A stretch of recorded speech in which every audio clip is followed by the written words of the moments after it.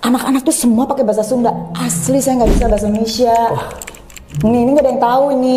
Jadi pas ibu gadis bilang, Niki, ditulis dong di papan tulis, 3 tambah 3 berapa coba gitu kan. Tidak ada sentuhan fisik dengan laki-laki. Tidak ada kalau dia menjadi seorang istri, tidak boleh ada adegan di kamar walaupun tidak ngapa-ngapain tapi berdua. Gak mau aku gitu. Lu kalau nggak mau, lu nggak jaga nama gue kata kamu gitu. Gitu. Pas udah selesai aku, Niki Astria, Iwan segede. Guys, please, sebelum nonton video ini, jangan lupa subscribe, nyalakan lonceng notifikasi, like, and share. Thank you, berat. Rock you.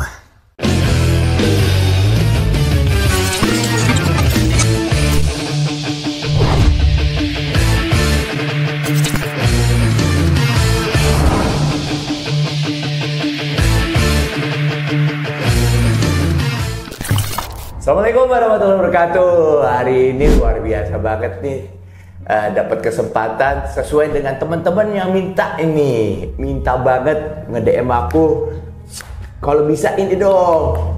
Dia ngerasa soalnya gue deket sama orang ini. Emang iya sih, tapi orang ini nih sibuknya luar biasa. Dan ini cuma ada satu di Indonesia. Siapa yang lagi kalau bukan Niki Astria? Sibuk dari mana sih mas? Masih kan yang sibuk, aku mah gak sibuk, pengangguran. Ya, aku seneng banget kau bisa ini. Ingat, aku juga senang ingat zaman dulu. The old time rock and roll.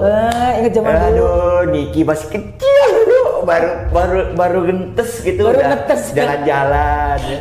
Sama Niki Ardila. Waduh, luar biasa. Aku kenangannya banyak sama kamu sebenarnya. Iya, karena kita turnya kan bareng terus. Iya, karena bener, di genre musik yang sama. Dan terus terang sebagai temen juga, sebagai apa, gue lebih tua pasti ya. Dalam musik mah, gitu. dalam musik mah nggak ada yang tua, nggak ada yang muda. Gitu ya. Dulu Mas Ikang ini idola para remaja di seluruh Indonesia. Ini lebay deh, dia nggak pernah tahu. Enggak, orang yang ganteng di zamannya hingga sekarang lihat masih fresh, masih segar. Nggak ada buncit-buncitnya. Gitu ya. Itu gimana sih? Kata bini gue tuh, ya lumayan lah, laki gue buat sehari-hari gitu. Mas Ikangnya beruntung, Mbak Ica almarhumnya beruntung ya. Iya benar-benar. Yang dulu tuh heboh pokoknya, yang ganteng berpasangan dengan yang paling cantik seluruh Indonesia, Patah Hati. Niki juga begitu, sama aja dia. Dia lebih berpengalaman kalau begitu. Kita mulai aja deh. Kalau bicara latar belakang ya, kamu nyanyi itu sebenarnya Niki ini sebenarnya kalau bicara latar belakang kayaknya menarik banget ya. Cuman aku pengen kamu aja yang cerita latar belakang gimana dari kecilnya akhirnya kamu jadi penyanyi, situasi keluarga seperti apa akhirnya kamu jadi penyanyi bener gitu loh. Bisa cerita nggak nih versi kamu biar lucu? Gak apa-apa, gue biar lucu. Kayaknya udah sering diceritain, bosan nggak apa-apa. Sekarang yang belum diceritain yang belum diceritain, oke. Aku mah nyanyi itu sebetulnya bukan bisa nyanyi, potensi itu ditemukan oleh Pak Suhaimi Nasution. Waktu itu papaku tugas di Kuala Lumpur sebagai kepala sekolah Indonesia di Kuala Lumpur tahun 72 gitu, selama 4 tahun. 4-5 tahun lah. Nah terus yang menemukan tuh justru bukan keluarga aku, tapi Pak Suhaimi Nasution, almarhum guru sekolah musik di Sekolah Indonesia Kuala Lumpur. Jadi gitu ya. Umur 5 tahun tuh. Jadi waktu SD tuh aku kan deket banget nih sama papa almarhum. Jadi kalau papa sekolah tuh aku pengen ikut melulu, padahal kan belum waktunya, masih 5 tahun. Terus akhirnya kata ibu gadis almarhumah guru kelas 1 SD, udah Pak masukin aja katanya sambil main-main. Ternyata katanya bisa ngikutin. Bukan hanya bisa ya, tapi dari dulu suaranya emang udah power tinggi gitu. Enggak lah, maksudnya bisa ngikutin pelajaran, maksudnya kelas 1 SD. Dulu Mas ini mungkin nggak semua orang tahu ya. Dulu kan saya Sunda nih. Bener. Nggak pernah pakai bahasa Indonesia. Di Bandung tuh lagi kecil nggak pernah pakai bahasa Indonesia. Oh iya, bahasa ini Inggris Sunda. Tidak. Kaditu. Kalau sekarang mah kan enggak ya, anak-anak tuh rata-rata kan. Kalau zaman dulu bapak saya ini kan pecinta Jawa Barat lah gitu. Jadi seniman pendidik gitu. Jadi anak-anak tuh semua pakai bahasa Sunda. Asli saya nggak bisa bahasa Indonesia. Ini nggak ada yang tahu ini. Jadi pas ibu gadis bilang, Niki, ditulis dong di papan tulis, 3 tambah 3 berapa coba gitu kan. Aku kan ngeliatnya di papan dong. Iya. 1, 2, 3, 4, 5. Genep bu, gitu kan. Terus bu gadisnya bilang, pintar Niki, betul itu bilangan genap. Tapi berapa? Kecil-kecil sudah bisa bilangan genap ganjil kan orang Sumatera. Tapi berapa? Hitung lagi, genap bu. Tapi kamewek, tapi kaceri, genap gitu. Terus akhirnya lari kan ke papa saya. Pak, hari tilu jeung tilu kan genapnya. Mohon, tapi bahasa Indonesianya 6 gitu. Iya, tapi genap juga, genap ya. Akhirnya lari lah, 6 bu, ya pintar gitu ceritanya. Bahasa Sunda tuh genap 6 gitu. Wih, keren banget ini. Jadi nah dari kecil tuh akhirnya ketemu Pak Suhaimi bilang ke papa saya, ini anak ada bakat. Akhirnya disuruh nyanyi lah di acara-acara di kedutaan lah gitu. Iya. Sampai ke acara Hari Internasional Anak-anak waktu itu. Disalurkan sama papa saya gitu. Dari situ awalnya. Dari situ udah ada nggak yang mengarahkan kamu, yang mendidik suara kamu gitu? Ya Pak Suhaimi. Pak Suhaimi gitu. Dia guru vokal, guru kesenian. Guru kesenian lah. Tapi dia cuma lihat aku punya bakat aja. Jadi diarahkannya bukan arah jadi penyanyi, tapi kalau ada acara nyanyi ya Niki di sini gitu. Dari umur 5 tahun tuh udah punya vibra mas gitu. Oh gitu. Dari mana? Nah dulu kakak saya yang paling gede. Pro teori vibra. Nah itu dia, saya tuh kan kadang-kadang suka, namanya anak kecil ya mas ya, kan suka curious gitu, suka penasaran. Kakak saya yang paling gede gitu kan, Kang Diki, itu suaranya gede gitu kayak suara Tom Jones gitu loh. Yang wow gitu. Dia senangnya kan lagu-lagu jazz gitu kan. Jadi kalau di kamar mandi tuh pasti nyanyi. Terus saya denger gitu kan, suaranya bisa begitu ya. Terus saya nyoba-nyoba gitu loh mas. Umur 5-6 tahun lah gitu. Gitu-gitu. Awalnya sih dari dia sebetulnya. Gitu. Nah, terus pas disuruh nyanyi, pas di panggung 17 Agustusan barulah bapak saya tuh kaget. Gak mungkin anak tuh cengeng mewek wae katanya gitu, kok bisa nyanyi gede gitu. Awalnya gitu, Mas. Kau paling kecil? Perempuan satu, ada yang lebih kecil satu. Oh gitu. Di tengah ya? Di tengah. Sama di tengah sih, ya? keempat. Iya. Oh sama? Sama, di tengah. Dan gue juga pernah, bokap pernah tugas di Kuala Lumpur juga. Diplomat cuman. Oh diplomat. Iya. Makanya tahu sekolah-sekolah sana, aku tahu. Bapakku kan adik saya sempat sekolah di sana. Saya di Jakarta gitu. Bapakku mah kepala sekolah. Kepala sekolah, iya bener. Itu keren atuh. Keren banget. Bukan pejabat kalau bapaknya masih pejabat. Iya. Cuman beda ruangan doang. Tapi sama-sama penting itu. Iya benar. Iya kan? Bener. Penting banget gitu. Itu. Kalau nggak akan seperti ini. Iya. Tapi kurius ya, maksudnya kok bisa sampai ke rock itu gimana gitu? Nah, ke rock itu kan ikut menjazz. Nah, di rumah tuh jazz semua. Rockernya dari mana gitu loh sampai memang Bandung, di Bandung itu 70, 80, 90 itu rata-rata orang sukanya jazz, pop jazz. Nah, benar. Ya, Ruth Sahanaya. Iya, betul. Terus siapa lagi sih? Januari Christie, Utha Likumahua tuh udah. Aku mah nggak ada yang ini di Bandung gitu karena Bandung era itu memang sukanya jazz. Betul. Nah tahun Jay-Z, nah terus udah gitu tahun berapa ya? Terus aku disalurkan ke festival dong setelah pulang ke Indonesia sama papa almarhum karena tahu gitu, tapi nggak boleh jadi penyanyi gitu. Dia bilang nyanyi hobi aja, tapi mungkin karena beliau ini seorang pendidik gitu kan, mungkin nyanyi di atas panggung berani untuk tampil itu salah satu tumbuh kembang anak lah yang baik untuk tumbuh kembang anak, mungkin tujuannya itu aja mas gitu. Tapi setiap habis makan kita kan kalau zaman dulu kan makan tuh rapih ya, kumpul gitu, dia bilang nggak boleh jadi penyanyi, nggak boleh jadi penyanyi, selalu begitu, jangan ya jadi penyanyi. Aku mah mikirnya siapa yang mau jadi penyanyi? Gak kepikiran juga mas. Begitu ya? Orang ditemuinnya juga sama Pak Suhaimi. Itu berapa tuh? SD. Nah biasanya anak SD kan punya idola. Aku pengen pada saat itu siapa gitu, lihat ada penyanyi kayak gitu, gue pengen jadi penyanyi. Idola gitu ya? Tapi nggak pengen jadi dia gitu. Ya? Kayak aku senang tuh SD. Ya? Senengnya sama Cica Kuswoyo. Kayak anak kecil aja seneng sama Cica Kuswoyo, sama Adi Bing Slamet. Iya, bener, seneng kan gitu. Tapi kalau mengidolakan pengen seperti mereka di posisi itu nggak terpikir sama sekali. Kerjaanku tuh main mas, seneng main. Oh gitu. Main melulu. Gitu pokoknya sampai ibu saya tuh bilang begini. kamu tuh pinter, cuman kedul tuh males, karena main melulu gitu loh. Kebayang Niki waktu kecil ya. Main melulu. Bangun perempuan tapi ya gitu ya, lucu gitu ya. Ikut festival. Percaya nggak Mas?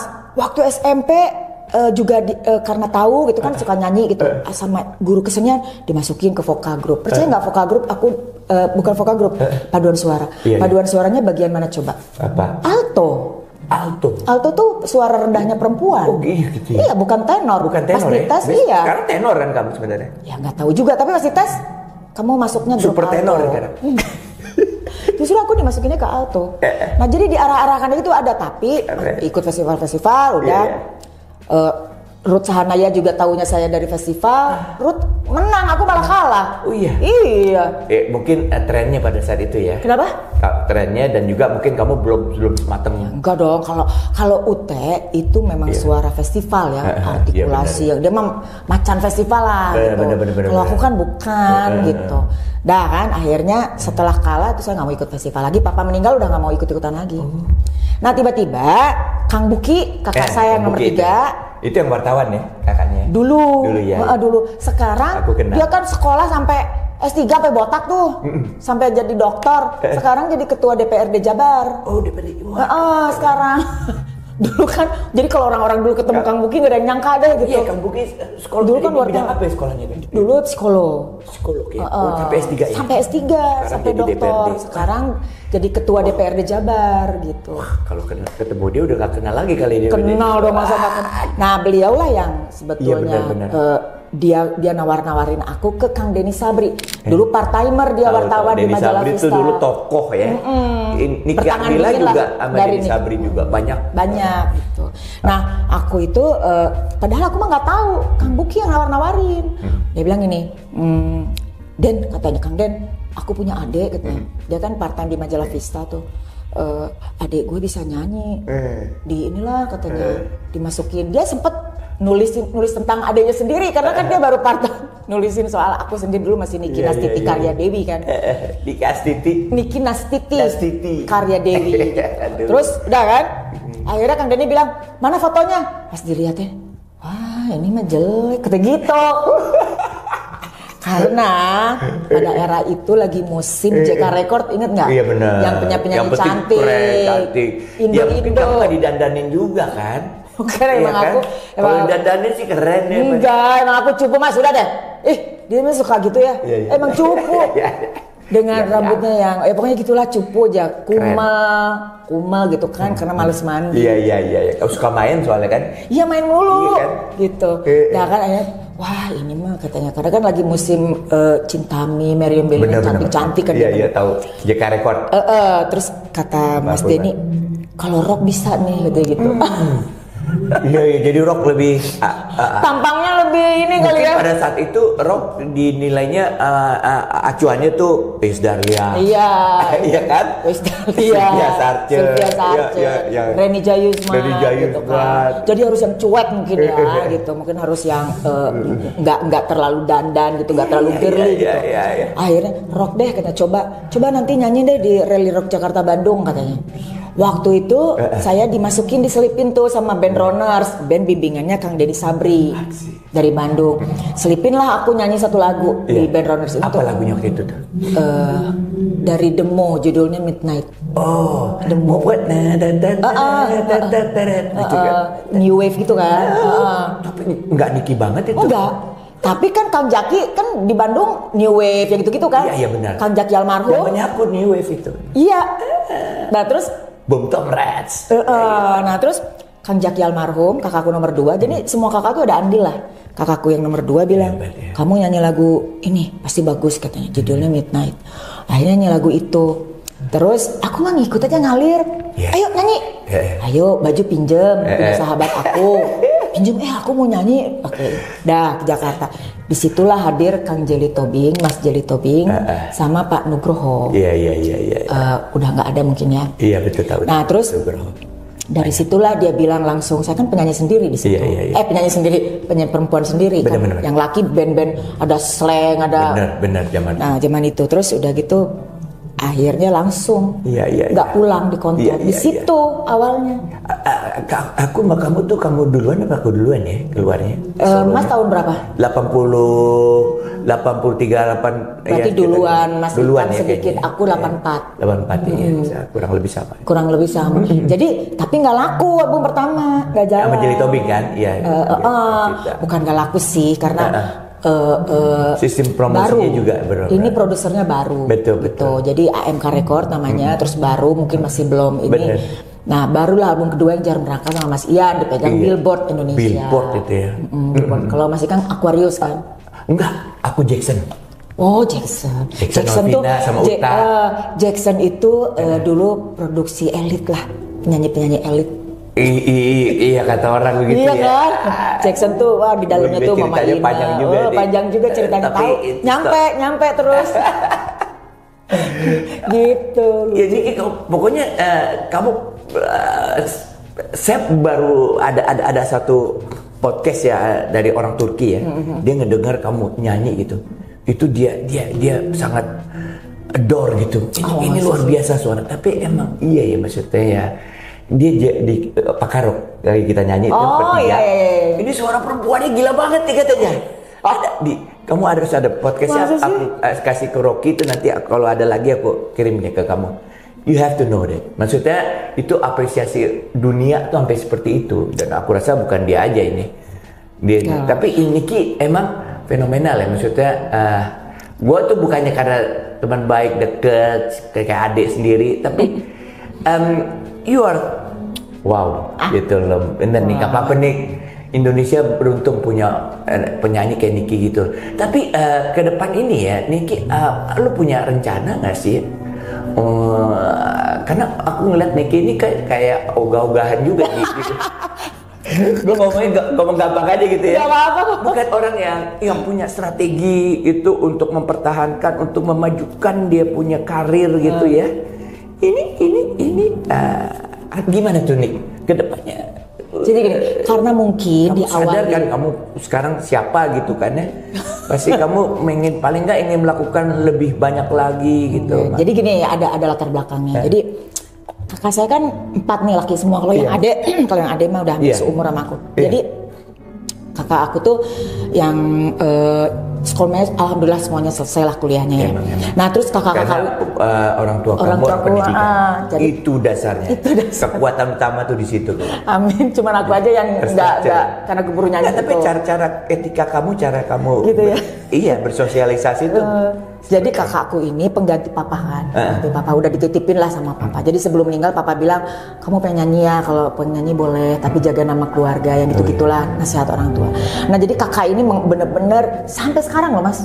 Sampai sekarang tuh ke aku tuh udah kayak, jadi kalau ke Bandung tuh udah kayak mafia mas, nggak boleh kemana-mana, harus ke tempatnya dia gitu loh. Kamu dianggap seperti baby aja. Baby aja gitu. Iya. Jadi nah kakakku ini semuanya jadi kayak yang paling gede nih. Iya. Kamu harus selesai dulu SMA. Dia bilang gitu. Nyanyi hanya weekend. Jadi dari saat itu sempet tuh Kang Denny Sabri almarhum, aduh semoga husnul khotimah. Amin. Sempet agak sedikit kecewa lah dengan keadaan itu. Iya. Nah, karena Kang Denny Sabri katanya punya link ke Jerman, katanya mau bawa. Terus kata kakakku nggak bisa. Dan potensinya ada ke situ kan. Kata kakakku, oh nggak bisa, dia harus selesai sekolah. Dia bilang gitu kan. Terus jadi tiap keluarga nih. Jadi disuruh nyanyi. Hari kan nyanyi tuh nggak bisa selalu weekend ya mas ya gitu. Jadi nggak boleh, dilarang sama kakakku, terutama yang paling gede ngelarangnya. Terus udah gitu, karena kakakku yang paling gede ini memang sekolah gitu. Kang Buki belum ke arah sana waktu itu, masih senang di musik. Udah gitu pas keluar SMA, Kang Diki lah yang sibuk nyariin sekolah buat aku. Daftar si Penmaru. Aku kan udah bisa cari uang sendiri ya mas. Udah basicnya tukang main. Jadi kerjanya main, uang dipakai main gitu-gitu gitu loh. Iya. Nah terus waktu tahun Jarum Neraka itu, nah terus dipaksa sama kakak saya suruh, ya nggak ngapalin lah, nggak lulus, udah gitu. Akhirnya dipaksa lagi ke Akademi Bahasa Asing, saya yang masukin, kata kakak saya gitu. Kakak saya itu terus-terusan masuk ke waktu itu tahun 86 masuk ke ABA, sekarang namanya udah bukan ABA, dulu Akademi Bahasa Asing. Cuman sekolah nggak nyampe seminggu, Mas. Oh gitu? Iya, kuliah Ada sih kamu keturunan orang berpendidikan, maksudnya ayah seorang pendidikan. Iya, ayah saya kan sampai orang yang pinter aja disekolahin sama papa saya kakak gitu. Kamu juga iya gitu. Bisa kan, kamu berbeda gitu pandangannya gitu. Paling nggak kan satu keluarga tuh punya suatu roots yang kuat. Malas, enggak ya kau? Pemalas aku. Oh gitu. Pemalas. Gitu, tapi nggak apa-apa, nggak dijadiin masalah dalam keluarga. Masalah lah gitu. Oke, terus. Bukan masalahnya dalam akhirnya kakak saya tuh terus-terusan untuk sekolah. Akhirnya kata kakak saya gini, kamu tuh gimana sih gini. Tapi kakak saya nomor 2 almarhum sama nomor 3 ya, maksudnya bilang, nah dia sukanya nyanyi gini. Yang penting kita bimbing, kita gini. Kan nggak boleh punya manajer dulu. Iya. Boleh punya manajer itu umur 20 kalau nggak salah, 21. Iya. Aku bilang, aku pengen punya manajer, nggak mau diantar-antar terus sama mam, sama ibuku gitu kan. Aku kan udah gede, gini. Oke, siapa? Akhirnya sahabat sendiri dulu ada Lisda gitu kan. Nah terus udah gitu Lisda, boleh kita cek nanti. Tetap dipantau, Mas. Oh gitu? Iya. Maksudnya programnya dipantau kemana-mana. Tempat itu orang cuma asisten doang. Bukan manajer, cuma nemenin doang. Tapi bukan dipantau keuangannya nggak pernah ngotak-ngatik. Iya. Tapi dipantau ngapain aja. Iya, betul. Pernah sidak, aku lagi di hotel gitu, tiba-tiba kakakku nomor 2 datang, cereng gitu. Bener, itu mah kakakku mah ada begitu semuanya sampai sekarang. Tiap hari tuh nggak seminggu sekali. Ngapain kamu? Apa kabar? Sehat kamu? Gitu pasti begitu. Keren ya. Pengen tanya nih, dalam pikiran kamu ya, aku ngeliat nih Niki ini fenomenal yang berbeda. Orang tuh kalau punya karir tuh punya program serius ke depan. Ini kalau nggak salah nih, kamu aja berpikir ini proses bermain kamu aja gitu ya? Iya. Ya gitu ya, benar ya? Oke, berarti gue tangkap. Jadi kamu menikmati aja bermain ini tanpa emang selama kamu hidup kamu nggak pernah diharapkan kamu harus mencapai target begini, prestasi. Enggak, jadi gini loh, Mas. Kamu harus mencapai enggak. Di keluarga juga begitu kan? Karena kamu kakakku tuh dari awal, sekian, waktu jarum neraka meledak, kakakku tuh bilang, kakakku yang nomor 2 terutama ya almarhum. Kamu di sini tetap adik gue ya, dia bilang gitu. Keren, kamu bukan artis, kamu bukan siapa-siapa, kamu harus respect sama your mom. Kamu adik gue, saya ini pengganti bapak kamu nggak boleh kurang ajar, dia bilang begitu.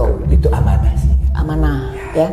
Jadi saya tuh kalau pulang ke rumah ya tetap aja gitu hormat sama kakak-kakak gitu, maksudnya yang nggak mendominasi. Karena gini loh Mas, banyak sekali, maaf ya punten banget, banyak yang penopang keluarga memang betul. Kan banyak ya, tapi karena mereka masih muda udah menjadi penopang keluarga, sehingga kadang-kadang keluarga terlalu mendominasi, ya menginikan si penyanyinya. Kadang penyanyinya juga terlalu mendominasi karena merasa dia sudah punya gitu. Nah kalau kakak saya tuh enggak. Jadi saya tuh memang diarahkan dari kecil tuh dari awal meledak tuh begitu.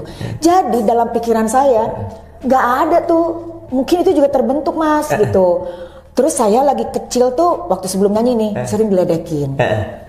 Waktu SMP dibully melulu, ya. Lagi di rumah, kamu bukan anak mam, karena beda sendiri mukanya katanya gitu.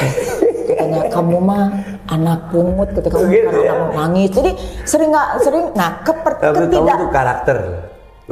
Jadi ketidakpedean itu sudah membentuk Mas. Jadi satu tukang main, kedua nggak pedean Mas. Akhirnya ngarahnya jadi kemudi kalau mau nyanyi gitu. Jadi ada prosesnya sampai kenapa jadi kayak begini gitu. Itu secara ilmu bisa dipelajari. Iya gitu kan. Jadi gitulah. Akhirnya saya jadi ngalir aja gitu nyanyi. Soalnya udah ada yang ngatur nih gitu. Nggak sebebas itu gitu kan. Nah udah kan. Jadi kalau nyanyi ya kalau mood aja Mas. Sekarang gua ngerti ya, dulu gue gini gimana sih udah dalam proses sampai prestasi kayak begini, orang udah berharap banyak tapi dia nganggep ini bukan karirnya dia gitu loh. Aku sampai bingung gitu loh. Kakakku tuh nggak pernah ada yang muji loh. Sekarang gue ngerti. Kakakku tuh even aku udah meledak nggak pernah ada yang muji. Serius? Gila ya. Di luar sana tapi kamu dengar dong siapa lo gitu. Ya, tapi kan tetap yang paling kita dengar, yang paling menurut aku yang paling benar adalah keluarga sendiri dong. Bahkan manajer yang berikutnya kan, karena manajer pertama itu langsung diboyong suaminya ke Australia. Nah, ini manajer yang sampai sekarang nih bertahan. Cuman sempat lama karena dia dipindah di Amerika. Sekarang juga di Amerika. Cuman sekarang ngebantuin doang lah gitu. namanya Buye, sepupu. Iya Buye. Dia mah kalau jelek bilang jelek, Mas nggak pernah bilang bagus. Kamu edan worst, katanya dia bilang gitu, jelek banget gitu. Ini aja yang mau nyanyi, dia ngomong apa? Udah ya, jangan aneh-aneh ya lu ya. Maksudnya apa? Udah jangan nyari-nyari baju, lu udah bukan rockstar lagi. Jadi kata-kata celetukan dari itu salah satu Masuk keluarga. sih. Jadi, enggak masuk dong. Kan udah biasa. Oh, udah biasa ya. Tapi jadi, maksudnya itu jadi apa tuh namanya eling gitu loh. Enggak. Ya eling mungkin. Sebesar jadi, apapun gue tetap ngakak gitu. Ya. Jadi gitu. Udah lu bukan rockstar lagi. Tahu diri aja. Pakai baju yang biasa aja. Nih Mas Ikang pasti cuek dandanannya, dia bilang gitu kan. Mas Topati pasti gue udah lihat katanya gitu. Terus masa lu mau buricak burino nggak mungkin kan? Udah biasa aja. Pokoknya yang biar sewarna kata sama mereka gitu. Jangan sok ini lu bukan rockstar lagi ya. Wah, aku ketawa kan gitu. Atau misalnya aku nervous nih. Di panggung kan pasti kita semua kan nervous ya. Betul, pasti. Enggak hilang itu. Ada yang nonton apa enggak gitu kan. Bener, macam-macam terus aku bilang, liatin dong ada yang nonton enggak? Ke toilet terus. Bener. Kalau Buya bilang, Buya ada yang nonton nggak? Banyak nggak? Dia jawab, nggak ada yang nonton. Dia tuh serius. Lu mah yang penting udahlah, yang penting udah dibayar. Tanggung jawabnya cuma nyanyi, kenapa mikirin penonton? Ya juga sih ya. Iya, kenapa lu mikirin penonton? Dia bilang begitu. Jadi kata-kata itu yang membuat saya jadi pragmatis. Lama-lama jadi nyaman gitu. Iya. Jadi makanya kalau sebelum nyanyi, kalau penyanyi lain kan vocalizing kan. Iya. Aku mah harus ketawa-ketawa. Kamu ada satu waktu belajar vocalizing gitu, bener-bener belajar nyanyi gitu, ada nggak sih? Kalau lihat dari kualitasnya kan seperti orang yang belajar gitu. Lagi ikutan festival dulu, masih ada papa saya dilatih lah. Baru kemarin beliau meninggal.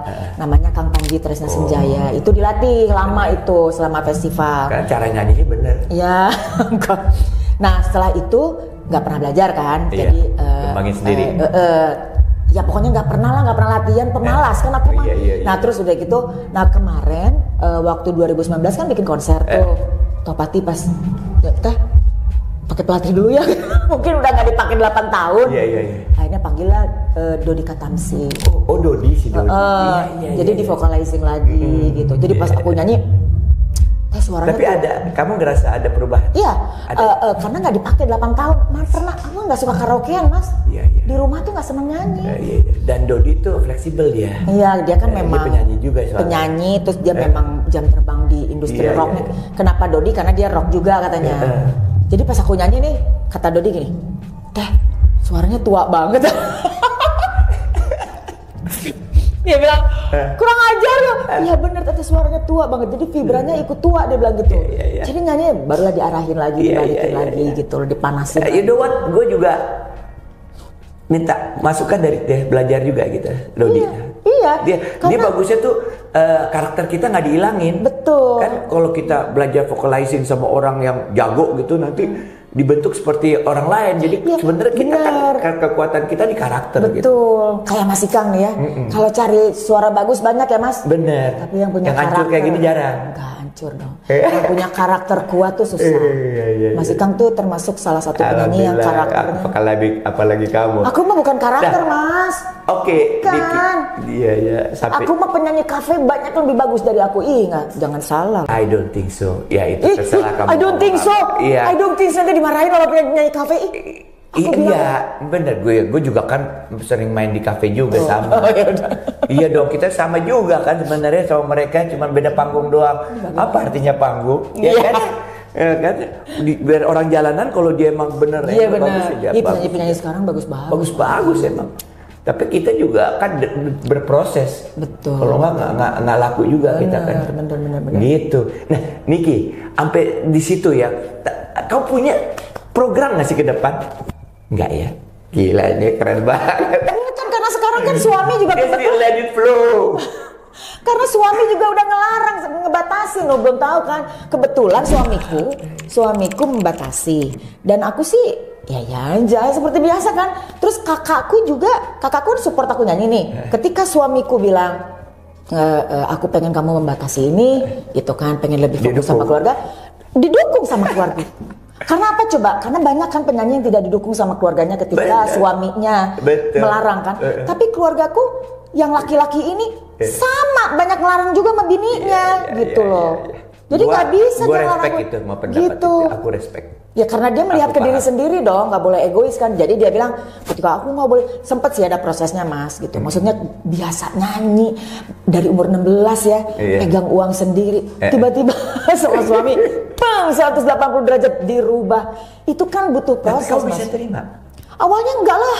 Iya kan kamu dari backgroundnya kan kamu suka tantangan, suka main apa. Tiba-tiba nggak boleh kayak gaul. begitu. 5 tahun mas durdernya juga. Itu minta caranya kayak makan obat. Astagfirullahaladzim, jangan ikutin ya. Nauzubillah min dzalik. Iya, saking apa ya? Saking kaget gitu dengan apa namanya proses, kan nikah tuh ada prosesnya kan mas. Nah yang berat itu kan proses awal. Iya benar. Aku tuh prosesnya 10 tahun mas, bayangin. Bukan 5 tahun tuh udah paling parah. 10 tahun, akhirnya setelah 10 tahun udah mulai deh, alhamdulillah sampai sekarang. Memang sih aku ngeliat Niki itu kan ya, kamu berada di zona nyaman terus di keluarga ya. Iya kan? Dan karena keluargaku bilang, lu mau nyari apa lagi sekarang buat jadi gitu ketika kan? aku bilang ternyata banyak perbedaan dalam pernikahan. Banget. Terus kakakku bilang, aku nah terus aku bilang, aku nggak bisa dilarang begini. Terus kakakku bilang, kakakku kan ngerti psikolog lah. Dia bilang ini, kamu dinafkahi nggak? Dinafkahi. Dia tukang nongkrong, enggak, gue bilang gitu kan. Terus ke anak-anak kamu gimana? Kan bapak sambung gitu kan. Baik. Lu mau nyari apa? Dia bilang gitu. Udahlah, dia bilang gitu. Lu tuh udah punya anak 2, 3, sampai sekarang lu mau nyari apa? Jadi kakak gue tuh yang misalnya gue curhat tadi. Bijak gitu. Jadi karena dia laki-laki juga kan. Terus kayak aku bilang, dia masih sibuk misalnya main game, atau dia tuh senang action figure kan. Daripada main di luar, lu pilih mana? Iya benar. Dia bilang dia bilang gitu. Lu mau kawin 1 juta kali, lu gak akan nemuin laki yang lu mau katanya. Karena lu juga gak sesempurna itu, dia bilang gitu. Jadi akhirnya dari situ, yang terpenting ternyata buat kita tuh suami yang bertanggung jawab. Memang penting. Gitu. Apalagi untuk karakter kamu seperti ini ya. Kayaknya dia berhasil megang gue. Dan kamu bisa happy juga dengan cara begitu. Alhamdulillah. Bener, ya? Yang penting tuh nyaman dan tenang mas. Aku gitu. sih respect itu. Bener-bener. Ya alhamdulillah. Keren. Jadi lama-lama ya akhirnya aku ngadu lah sama mama mertua kan. Mama mertua kan wanita aktif. Iya gitu. benar. Mama cuman sekali-kali doang, masa nggak boleh? Niki bilang gitu kan. Akhirnya mama mertua yang ngomong sama. Kamu tuh jangan larang-larang Niki, boleh lah sekali-kali, dia bilang gitu. Nik, aku ngelihat kamu dengan proses seperti ini, dengan keterbatasan, dengan banyak hambatan kayak begitu, kan hambatan ya maksudnya peraturan yang dibikin ya, komitmen yang kamu lakukan, tapi orang masih melihat kamu jadi still number 1 ladies. Gak lah. Iya. Mungkin buat angkatan yang tua-tua aja. Ada tantri kotak juga bagus satu mas. Iya benar. Tapi semuanya ada ruangannya gitu kan. Iya. Ada ruangan masing-masing sekarang yang nggak bisa kamu disejajarin, agak sulit mas kalau compare dengan industri musik masing-masing sekarang. Ada ruangan. Industri musik sekarang tuh cepet up cepet down gitu. Benar. Kalau kayaknya kita angkatan yang harus bersyukur. Lucu ya. Kita tuh angkatan yang harus bersyukur. Dulu nggak banyak pilihan orang. Gak ada sosmed, ya kan? Dulu kayaknya artis itu posisi yang sangat disegani ya, sampai hampir mirip pejabat kan. Kita sangat karismatik. Sekarang mah karena di-share hari-hari kehidupannya, jadi udah nggak spesial lagi gitu loh. Bener, ini banyak Niki yang banyak orang nggak tahu nih, sekolah di sini banget. Terima kasih banget ini. Nih, gue juga menjadi pengen tahu. Ada satu hal yang kontroversial di sini aku ngeliat ya, dengan kamu situasi background keluarga seperti apa, sifat kamu seperti itu, tiba-tiba kamu main film. Yang mana sih? Kamu bisa pernah main dunia acting pernah kan? 2 kali doang. Oke, tapi itu sangat berbeda. Oh, ada latar belakangnya kenapa? Dulu tahun 88 kalau nggak salah ya. Iya. Biarkan aku coba. Orang yang mau acting tuh selalu dia yang pengen tampil. Aku dipaksa, Express. Mas. Coba cerita. Tahun 88 ada penulis novel namanya Mas Edi D. Iskandar. Mas Edi D. Iskandar ini bikin novel judulnya Biarkan Aku Cemburu. Nah, Biarkan Aku Cemburu ini baguslah di pasarannya. Tetangga dulu di Bandung gitu. Nah, ngobrol lah sama Kang Buki bahwasanya saya mau bikin film, bahwa ini karakternya saya udah mikirin Niki banget karena tomboy gitu kan gini-gini. Terus gitulah. Terus Kang Buki bilang, Sebenarnya kamu nggak tomboy kan? Nggak perempuan sih, kalau cara berpakaian gitu. Iya. Tomboy itu apa sih, Mas? Tapi perempuan banget cara kamu berpikir ya. Ininya, dalamnya gitu. Oh, looks-nya aja kali ya? Iya.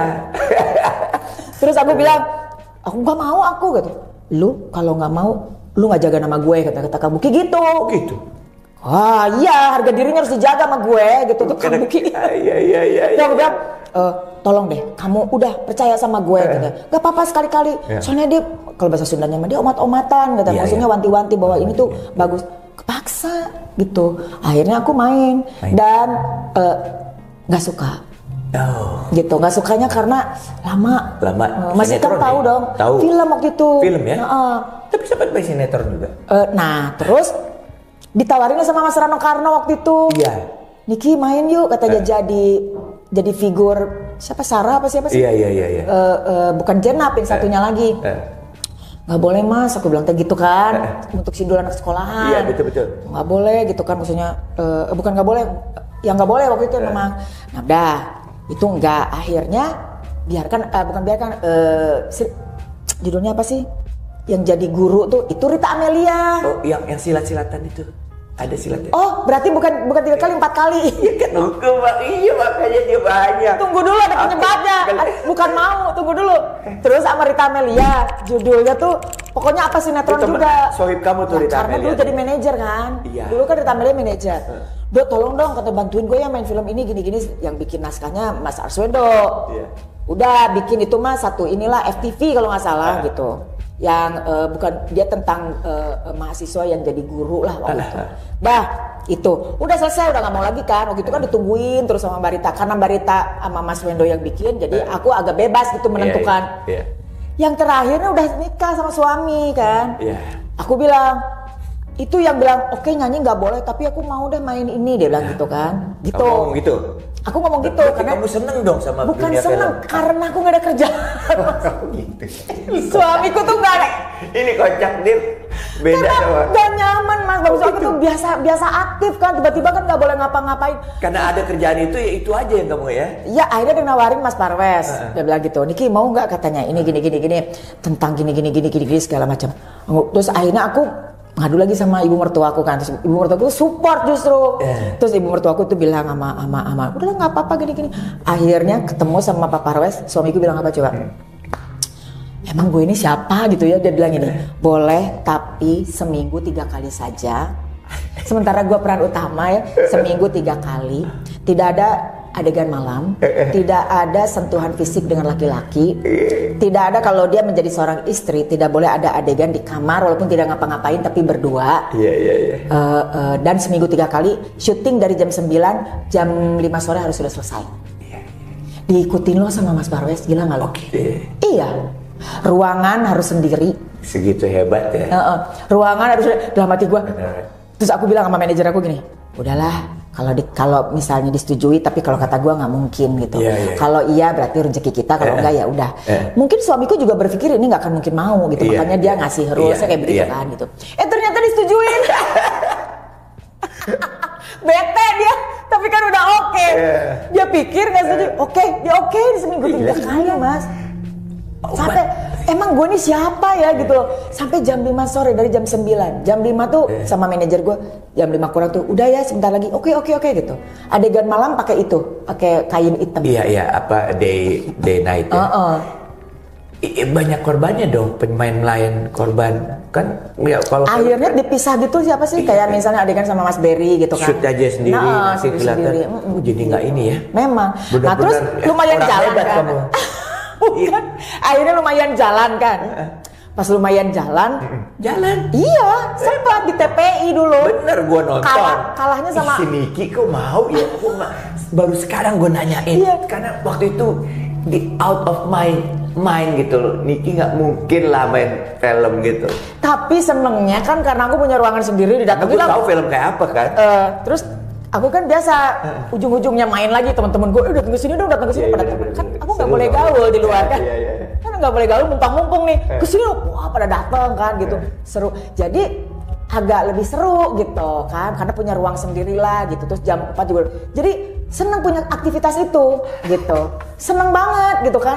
Jadi Tapi kata suamiku pas udah tiba-tiba ngalak drop gara-gara kalahnya sama siapa coba? KDI Dangdut. Oh iya. Udah mulai kita nyerah deh pas sama Dangdut. Iya Dangdut itu ya. Dangdut lagi mulai ini. Iya. Itu Mas. Biasa kalau kayak gitu-gitu. Tapi waktu itu heboh bener. Dan di film di dunia akting pun nggak punya program kamu ya? Nggak ya? Jadi let it flow aja. Iya. Nggak tahu kalau ada peran bagus lagi atau gimana, mau atau enggak gitu. Ya lihat situasi juga. Lihat situasi. Tapi jobnya ada terus. Enggak. Orang lain nyari dia. Kata siapa? Enggak Mas, enggak beda lah Mas. Udahlah. Ya, udahlah. Tapi kamu juga nggak butuh. Kenyataannya emang begitu gitu. Enggak juga. Terus tapi namanya masih oke. Salah. Mungkin karena di kalangan kita aja. Anak gua, anak Gen Z tahu Niki Astri. Enggak sih. Gini dong, Mas Ikang mah sampai anakku aja, Mas sama Mas Ikang, sama Om Ikang, iya dong. Ini tante tetap. Gua surprise banget ya. Oke, ini satu lagi gua pengen tahu nih pandangan kamu mengenai keluarga. Aku ngeliat Niki, seorang Niki nih sama keluarga intens gitu loh dia. Sama anak-anaknya, sama suaminya. Kau punya pandangan tertentu nggak bahwa ini keluarga itu seperti apa? Nilainya buat kamu seperti apa, rumah itu seperti apa? Ini Mas, karena aku besar di keluarga yang pada saat itu ya, kalau rahasia tentang suami istri ibu aku dan bapakku almarhum kan kita nggak pernah tahu. Tetapi rapih gitu keluarga aku tuh. Jadi maksudnya sekolah, pulang rumah, gimana sih keluarga yang normal? Acek ya? Gitu kan. Rapih gitu kan. Rapih gitu kan. Jadi saya terbentuknya tuh keluarga seperti, aku kadang-kadang suka kangen gitu kan, maksudnya karena dibesarkan di pendidikan yang baik-baik aja lah gitu, dengan kakak harus hormat dan gitu. Budayawan dan pendidik. Gitu. Nah, terus papa meninggal nih. Nah, papa meninggal tentu aja agak tergoncang lah, anak 5, ibu aku tuh ya harus megang anak 5. Tentu saja agak sempat kaget ya, semuanya juga begitu kan. Pimpinan nggak ada, nakodanya nggak ada, mulai agak agak bingung lah. Akhirnya kakakku yang nomor 2 belum selesai di NHI, dia keluar, dia harus kerja. Kang Buki juga gitu. Terus Kang Diki yang kita fokuskan harus sekolah selesaiin di Unpad dulu gitu. Jadi saling inilah, tante-tante juga ikut support. Kita keluarga besar deket banget gitu. Tante, om tuh support semua. Nah, terus tadi nanya apa sih Mas? Iya, maksudnya apa arti keluarga? Oh, keluarga. Nah, jadi pas aku nikah, maaf, kan gagal 2 kali. 2 kali gagal Mas. Itu tuh benar-benar jadi pelajaran yang sangat berharga. Aku tuh benar-benar merindukan keluarga. Ini bukan menyalahkan orang lain ya. Ini tentang aku, tentang introspeksi. Jadi menurut aku ini introspeksi aku aja. Bukan salah siapa-siapa gitu ya. Bukan aku nggak menyalahkan siapa-siapa, tapi ini introspeksi bahwa karena aku terlalu pengen keluarga yang seperti yang sudah terbentuk. Yang menurut kamu ideal. Yang menurut aku ideal itu seperti keluarga yang dipimpin oleh bapakku. Gitu. Dan aku push itu gitu. Mungkin saja tidak semua orang bisa begitu kan. Gitu. Kan gaya orang berkeluarga itu kan berbeda-beda gitu kan gitu. Punya style. Tapi mungkin aku terlalu dibentuk seperti itu karena aku tuh dulu cinta banget lah sama bapak tuh gitu. Nah, akhirnya gagal 2 kali pas yang sekarang gitu kan. Alhamdulillah suamiku tuh memang tipe pimpinan yang tegas gitu. Oh, ini rulesnya tuh jelas gitu. Itu agak-agak mirip bapakku tuh gitu. Rules anak. Soal dia pulang kerja tuh rapi. Rapi, suamiku tuh rapi gitu. Ya, jadi mungkin karena terbentuk dari masa lalu gitu. Buat aku keluarga tuh nomor 1 gitu loh. Ya, nomor hiji setelah Allah Subhanahu wa taala tentunya ya. Jadi kalau aku nyanyi nih terus tiba-tiba ada yang clash aja, misalnya anak rewel atau udah drop nggak bisa. Aku tuh ya ngelihat, aku tuh bisa begitu loh Mas, pernah ya nyanyi di Bandung. Gitu. Terus padahal masalahnya sepele banget gitu ya. Mau nyanyi nih. Suamiku mungkin agak sedikit, bukan berantem sih, agak sedikit sesensitif itu aku. Gara-gara apa ya gitu, sensitif tiba-tiba komunikasinya kurang bagus. Dia tetap datang ke Bandung untuk nonton gitu, tapi mukanya agak kurang, mungkin masih kesel atau capek gitu kan. Dan aku ngelihatnya, langsung drop, percaya nggak, nyanyi nggak keluar suara. Oh gitu bisa. Bisa. Psikologis juga tuh ya. Iya. Aku tuh kalau udah urusan Begitu keluar. keras suara kamu bisa nggak ada? Iya. Sama Topati nanti ditanya sama Topati. Begitu. Iya. Itu psikologis banget ya. Aku tuh Moody makin tua tapi Iya. makin kalau dulu enggak, makin tua tuh makin moody. Jadi kalau aku mau nyanyi tuh aku izinnya gini. Aku boleh dong nyanyi gitu kan. Iya. Kemarin kan dia senang naik motor kan Mas. Iya. Terus dia cerita, gila ya, padahal aku tuh biasanya sakit-sakitan, udah mulai sakit-sakitan dia bilang gitu. Capek dikit, aduh nggak enak badan gini-gini. Tapi pas kemarin gua begadang naik motor, kok bisa ya gua happy kali ya, happy.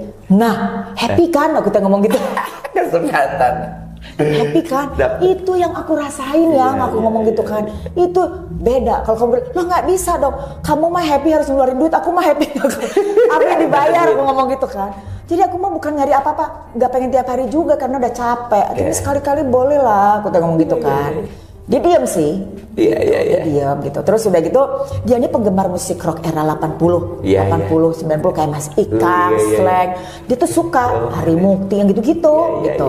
Jadi pas yang ini boleh gitu kan, ya udah dia bilang gitu. Jadi itulah rasanya seneng tuh begitu, bukan mungkin dalam pikirannya beliau ini pengen populer lagi. Biasa kan kalau artis yang udah enggak tuh rasa kangen mungkin ada, mungkin ya pengen eksis lagi, pengen kerinduan kita dikenal lagi sama orang mungkin ya gitu ya. Gitu. Nah kalau aku mah lebih ke kangen kegiatannya Mas, karena aku nganggur karena nggak boleh gaul.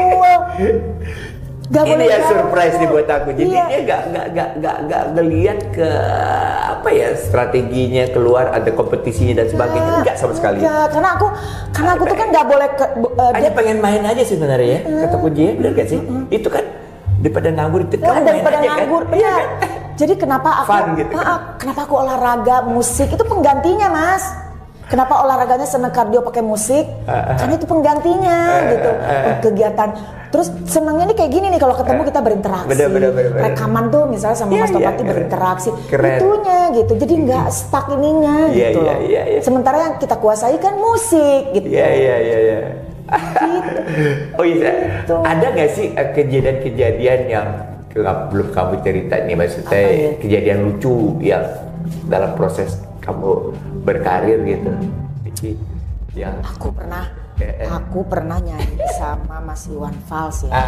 Kayaknya ada deh Mas Ikang juga. Iya, gimana tuh?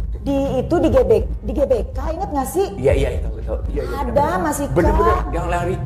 Mas Iwan baru pertama kali dulu belum ada lagu Mata Dewa dulu. Pertama kali Mas Iwan naik di situ kalau nggak salah. Terus kejadiannya itu aku kan nyanyi itu setelah Mas Iwan. Kita tuh yang rock di belakang kan. Betul. Mas Iwan tuh duluan. Betul. Di GBK kamu kebayang nggak sih? Betul. Dan dia waktu itu masanya gede banget. Oh, dia cuma nyanyi pakai gitar. Iya benar. Itu pertama kali dia meledak. Benar. Dia nyanyi pakai gitar, se-GBK nyanyi semua kan. Iya benar. Pas udah selesai aku, Niki Astria, Iwan se-GBK. Takut banget Mas. Iya itu kagum. Mulai totak itu kerikil. Udah nggak fun lagi tuh ya. Aku kan memang nggak pernah fun kalau nyanyi. Gitu ya. Aku nggak pernah fun. Gimana caranya kamu bertahan dalam kondisi seperti itu? Tunggu dulu nih ya. Aku udah nyanyi mewek kan aku. Nyanyi gitu. Di atas panggung kamu nangis gitu? Enggak gitu di belakang panggung. Dipanggil aku nggak mau masuk. Oh gitu. Karena batu-batu kecil udah lempar-lempar kan. Iwan pengen Iwan lagi gitu. Iya. Nggak mau nyanyi, aku nggak mau, mundur aku sama. Akhirnya Mas Iwan, ayo sama aku. Nggak mau Mas Iwan, ayo sama aku katanya. Terus enggak, oke, Niki tunggu katanya Mas Iwan nyanyi. Mas Iwan nyanyi Satu Nusa Satu Bangsa. Oke sekali lagi ya Satu Nusa. Begitu aja ya. Iya ingat nggak sih? Terus udah selesai nyanyi, saya mau panggil adik gue, tolong ya, dia bilang gitu kan. Dipanggil lah, gue di belakang Mas Iwan dong gini. Di punggung, ayo Niki nyanyi, tunggu dulu, gue takut sumpah. Iya. Akhirnya aku nyanyi, ya aman lah biasa aja. Bener. Udah 2 lagu masuk, udah selesai. Begitu ya? Ya kayak Kalau Mas Ikang tuh nggak pernah gitu. Mas Ikang kan jadi rocker mah harus berani. Juga waktu itu sempat bersedia, cuman ya begitu satu lagu jalan ya orang nerima juga gitu loh. Iwan pada saat itu emang gua akuin sih. Kalau penyanyi laki sih rata-rata jarang ya. Jadi ternyata ilmunya nggak boleh takut gitu kalau sama. Iya. Aku kan orangnya cengeng, makanya nggak pernah banyak ngomong dulu kalau di panggung. Langsung nyanyi, udah selesai, assalamualaikum. Kalau Mas Ikang kan masih ngobrol dulu kan. Ini nggak ada yang tahu nih pengalaman gini. Nggak pernah basa-basi, takut. Keren, makasih nih. Satu lagi nih aku pengen nanya soal apa musik sekarang ini. Ya, pandangan kamu gimana ya dengan adanya AI, royalti, ekosistem musik sekarang? Kamu punya perhatian nggak? Iya sih, aku merhatiin yang royalti itu Mas gitu. Itu agak susah sih ya, agak complicated gitu loh. Soalnya kan kita dari era penyanyi yang lama nih, sistemnya kan beda gitu. Ternyata ini gini loh, di satu sisi kita memang prihatin lah dengan pencipta-pencipta lagu ini gitu kan. Sementara kita sudah dibentuk oleh hukum atau aturan yang biasa kita lakuin seperti dulu gitu kan. Tiba-tiba ini ada pemerhati pencipta musik untuk pelaku pencipta musik. Cuman kan jadi perang nih kalau nggak salah, maaf ya, menjadi antara penyanyi dan musisi akhirnya menjadi nggak harmonis ya, nggak harmonis mengganggu gitu. juga proses dalam ekosistem nah itu kan memang harus dirubah bareng kalau memang mau dirubah gitu. Jadi maksudnya dua-duanya tuh harus guyup lah gitu, harus ini dan pemerintah juga harus ikut terjun. Biar gimana jangan pas pilkada, jangan pas pilkada doang ya kan gitu. Jadi harus apa namanya harus diperhatiin juga. Bener kan kita juga pemasuk devisa juga kan gitu. Jadi maksudnya harus diperhatiin juga nih si penyanyi sama si musisi itu jangan sampai kayak gini. Terus benar-benar dibicarakan baik-baik dengan bahasa, waktu, intonasi yang enak gitu untuk didengar. Tujuannya sama. Baru bisa masuk nih ke kepala masing-masing. Oh, gitu. Kerjasamanya mungkin sangat disayangkan sih sampai kayak begini, kan gitu. Karena dua-duanya kan butuh nih, kayak mur sama bautnya. Betul. Nah, terus soal AI gitu kan. Mas mau nggak mau kan kita harus terima nih keadaan begini kan. Harus dipelajari juga gitu. Iya. Ini ya tergantung kita. Suara Niki bisa. Ada nih, gue punya lagu, gue pakai suara Niki aja deh. Iya, bisa. Tapi kan maksudnya tergantung pemegangnya Mas. Gitu. Misalnya kita dikasih. Kamu dari satu sisi, kamu sebagai kamu yang milik otoritas suara kamu, keberatan nggak kalau ada yang melakukan gitu? Iya. Gini, bukan bicara masalah keberatan atau tidak Mas gitu loh. Karena kalau keberatan mau teriak ke siapa gitu. Iya. Ini kan seperti ada aturan mainnya, ada hukumnya. Ini kan seperti kita pegang pisau, tapi pisau ini dipakai apa untuk apa dulu gitu kan. Ada yang macam-macam kan untuk manfaat, tergantung orangnya lah. Tergantung orangnya. Tapi aku rasa sekarang orang udah pinter kok, maksudnya kayak banyak di TikTok pakai lagu AI gitu kan. Terus meledak gitu kan. Maksudnya ya untuk seru-seruan dipakai untuk itu. Naik tapi cepet turun juga. Dan aku jangan salah pernah nyoba juga. Aku ngeliat kan, aku mau nyiptain lagu nih pakai AI. Cereng tentang ini. Jadi gak ada nyawanya Mas. Iya benar. Gak ada nyawanya. Iya. Udah dicoba, udah berbagai rock. Tapi suatu saat mungkin proses itu cuman untuk pencipta lagu, kalau zaman dulu pencipta lagu kan harus ada inspirasi. Berdiam dulu di mana, ya kan ada waktu dia untuk merenung, liatin dulu, wah terinspirasi dari ini, benar-benar pakai feel dan memang nggak semua orang bisa zaman dulu mah kan begitu. Kalau zaman sekarang ya pakai AI aja inspirasinya, paling dirubah apanya gitu, tapi maksudnya dipancingnya sama AI, kan bisa begitu juga sekarang. Mungkin proses itu juga yang membuat orang jadi jenuh ya. Ya, iyalah karena begitu-begitu doang. Kan ada generasi yang kembali ke lagu-lagu 80-an. Anak-anakku malah seneng lagu tahun jadul. Iya benar. Iya. Dan itu terjadi gitu. Mungkin karena terlalu banyak AI, terlalu banyak produksi AI yang katakanlah ya nyawanya yang kau bilang nggak ada itu. Ada nyawanya. Orang kembali kalau kita kan zaman kita bikin lagu tuh, dirubah-rubah bener ya, bener satu lagu aja jadi. Iya, rekaman aja salah dikit kan kita lama. Sekarang aja sama Tohpati manual. Tohpati kayaknya ini kita kan orang lama ya. Udah selesai, udah gampang. Iya. Karena penciptanya operatornya juga udah kayak udah pengen cepet gitu kan. Kalau dulu kan operator tuh orang paling sabar. Terima kasih. Iya kan? Aduh, banyak bener kita dapat masukan dari Niki nih. Banyak hal-hal yang baru juga. Terakhir nih, harapannya kita di musik nih, apa kita? Dari seorang Niki nih. Ya tetap musik Indonesia tuh tetap harus hadir. Musik Indonesia tetap harus jadi tuan rumah di negerinya sendiri. Siap. Gitu ya. Jadi jangan didominasi oleh musik luar. Di sisi lain senang sih TikTok ini didominasi oleh musik-musik. Kan Indonesia juga kayak lagunya Meli dijadiin joget-joget apa. Gak apa-apa lah, memang eranya begitu. Tetapi pakai lagu Indonesia gitu loh, ya kan Mas? Iya. Ini salah satu penciptanya yang mantap. Niki Astri, banyak sekali hal-hal yang nggak pernah diceritain sini, daging semua nih istilahnya kalau anak sekarang bilang ya. Tapi menurut gue deh ini sangat banyak ya hal-hal yang penting nih dari seorang karakter Niki Astria itu dengan colotehannya seperti ini, tapi isinya ini banyak yang bermanfaat. Amin, amin. Kan belajar dari senior juga dong. Niki, makasih banyak Niki. Sama-sama Mas Ikang. Sukses ya. Sukses kita ya hari ini. Assalamualaikum. Assalamualaikum.